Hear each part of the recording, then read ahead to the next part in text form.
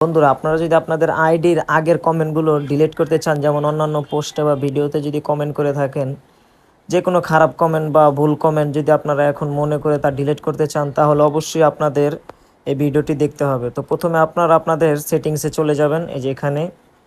তো এখানে গিয়ে আপনারা আবার সেটিংসে ক্লিক করবেন। ক্লিক করার পর আপনারা অবশ্যই এখান থেকে নিচে চলে যাবেন স্ক্রল করে।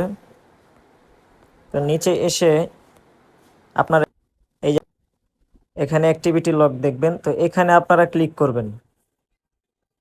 ক্লিক করার পর বন্ধুরা, এখান থেকে এই যে এই অপশনগুলো আছে, ট্যাক্সগুলো আছে, এখান থেকে আপনারা স্ক্রল করে সাইডে যাবেন।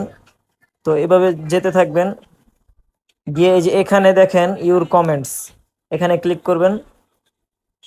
তো এখানে ক্লিক করার পর বন্ধুরা, আপনারা যেই জায়গায় যে কমেন্ট করছেন সব কমেন্ট এখানে আছে। তো আপনারা এখান থেকে আপনাদের কমেন্টগুলো দেখবেন।